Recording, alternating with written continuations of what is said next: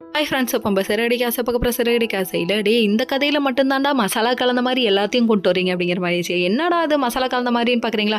அதாவது சிரிப்பு, கோவம், வன்மம் எல்லாத்தையும் காமிக்கிற மாதிரி கொண்டு வரீங்க. அப்படி என்னப்பா காமிக்கிறோன்னு சொல்லி பார்க்குறீங்களா? அதாவது 2 பேர் பழி வாங்குறதுக்காக வந்து நின்றுட்டு பிளாக்மெயில் பண்ணுறாங்களாமா.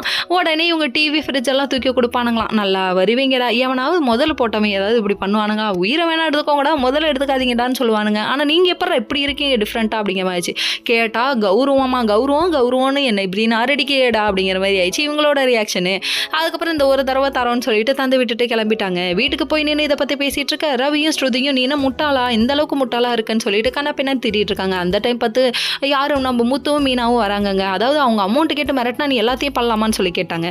அக்கௌண்ட்டில் போட்டிருந்தா கண்டிப்பாக அதை வச்சே பிளாக்மெயில் பண்ணியிருப்பாங்க. இப்போ உன் சைடு தப்புன்னு நல்லாவே தெரிஞ்சிருக்குமே, கண்டிப்பாக உன்னை அரெஸ்ட் பண்ணிடுவாங்கன்னு பயமுறுத்துறாங்க. இதுக்கு என்ன தாண்டா சொல்யூஷன்னா அவங்க வாயாலே உண்மையை வர வைக்கணும், கேமராவை செட் பண்ணி வைன்னு சொல்லிட்டு முத்து ஐடியா கொடுக்குறாரு. வேற லெவலில்.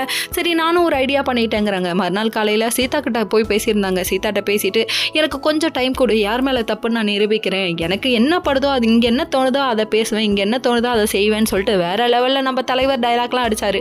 நான் எதையுமே மறைமுகமாக செய்ய மாட்டேன், ஸ்ட்ரைட் ஃபார்வர்டுன்னு சொல்லிட்டு அருணுக்கிட்ட அதை காருக்குள்ளே 2 பேர்த்தையும் வச்சுட்டு அருண்கிட்ட போய் பேசிட்டு இருக்காரு. போய் பேசினோடனே என் மேலே உள்ள வன்மத்தில் நீ ஏன் இப்படி நடந்துக்கிறேன்னு சொல்லி கேட்க, ஆமாம் உன்னை தூக்கி வச்சுட்டு கொண்டாடுறாங்க அந்த வீட்டில், அதெல்லாம் மாறணும்ல. அதுவும் இல்லாமல் சீதாவுக்கு மேலே ரொம்ப மரியாதை இருக்குது, அதனால் அதெல்லாம் மாறணும்ல, அதுக்காக தான் சீதா ஒன்று வெறுக்கணுங்கிறதுக்காக தான் இதெல்லாம் பண்ணேன்னு சொல்லிட்டு கண்ணா பின்னான்னு சொல்கிறாரு. கேட்டுகிட்டே இருக்கும்போது 2 ஆள் அடியால் கூட்டு வந்திருக்கேன்னு இறக்குனாரு பாருங்க. வேற லெவல். தம்பி மாட்டினப்போ ஜோலி முடிச்சு விட்டீங்க போங்க.